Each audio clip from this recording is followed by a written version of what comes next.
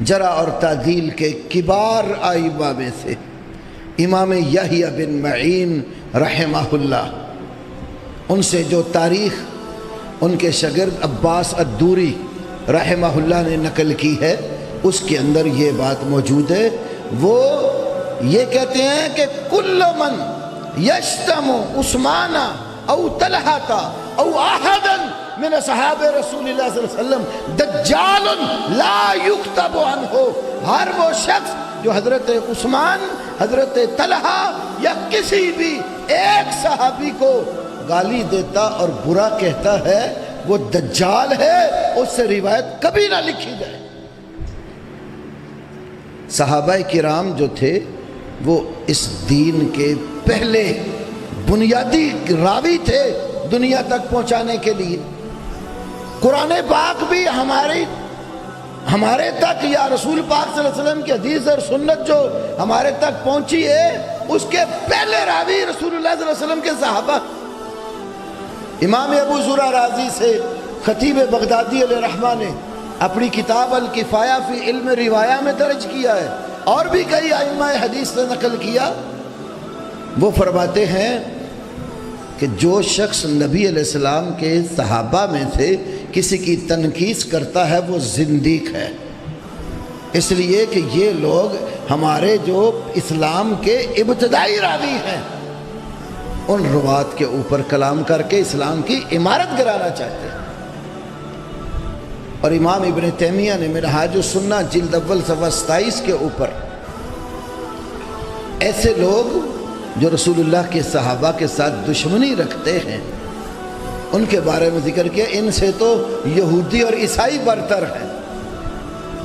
اس لیے یہودی سے اگر پوچھا جائے کہ موسیٰ علیہ السلام کے بعد ان کے ساتھیوں میں سے، ماننے والوں میں سے افضل اور بہتر کون ہے، تو یہودی تمہیں کہیں گے کہ اصحاب موسیٰ۔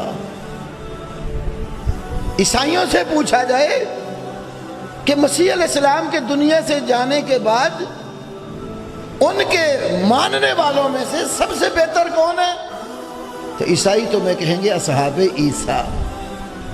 لیکن یہ قوم ایسی ہے، ان سے اگر پوچھا جائے کہ محمد رسول اللہ صلی اللہ علیہ وسلم کے بعد ان کے ماننے والوں میں سے شریر کون ہے، تو یہ کہیں گے اصحاب محمد صلی اللہ علیہ وسلم۔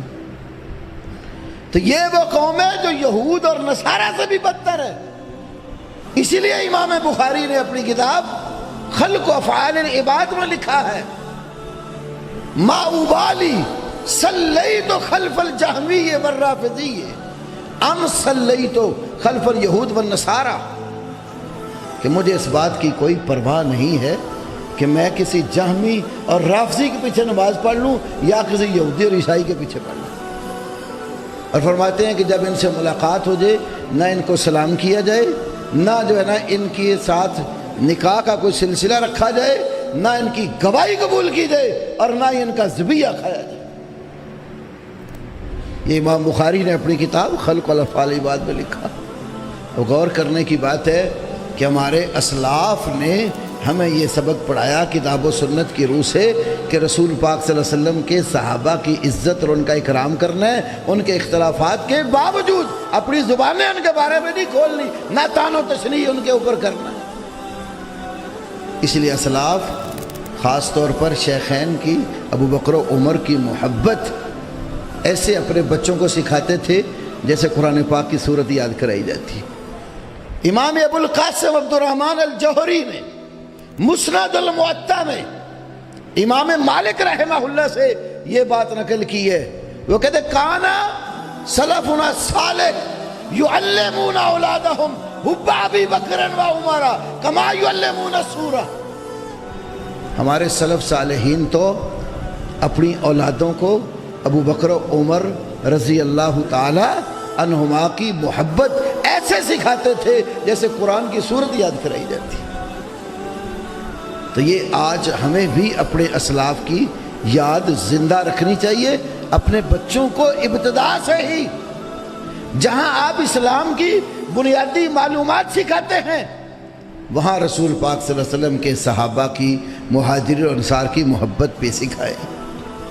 خصوصاً خلفائے راشدین کی محبت، امہات المومنین کی محبت، بنات طیبات نبی صلی اللہ علیہ وسلم کی جو 4 بیٹیاں ہیں ان کی محبت۔ عام طور پر معاشرے میں جو زہر اگلا جاتا ہے وہ زیادہ خلفائے راشدین پر، امہات المومنین میں سے امی عائشہ صدیقہ پر اور ام حفصہ ام المومنین پر اور نبی علیہ السلام کی بیٹیوں کے انکار پر۔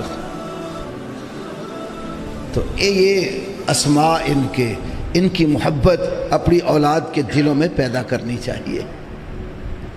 ام المومنین امی عائشہ کے بارے میں مجھے ایک بات یاد آتی، امام اجوری نے شریعہ میں اور بھی کتب عقائد میں یہ بات موجود ہے، یہ واقعہ ذکر کیا کہ ایک آدمی نے سیدہ ام المومنین کو برا بھلا کہنا شروع کر دیا۔ تو اس کو کسی نے کہا بھائی تو امی عائشہ کو گالی دے رہا ہے؟ وہ کہتے ہیں میں عائشہ کو ماں ہی نہیں مانتا۔ امی عائشہ کو پتہ چلا تو فرمایا اس نے ٹھیک کہا ہے۔ امی عائشہ کہتی ہیں اس نے ٹھیک کہا ہے، اس لیے کہ عائشہ مومنوں کی ماں ہے، کافروں کی ماں نہیں ہے۔ وَأَزْوَاجُهُ أُمَّهَاتُهُمْ، قرآن کہتا ہے کہ نبی کی بیویاں مومنوں کی مائیں ہیں۔ اگر امی عائشہ کو برا بھلا کہتا اور ماں نہیں مانتا تو فرماتی ہیں وہ ٹھیک کہتا ہے، میں تو مومنوں کی ماں ہوں، میں کفار کی ماں تو نہیں ہوں۔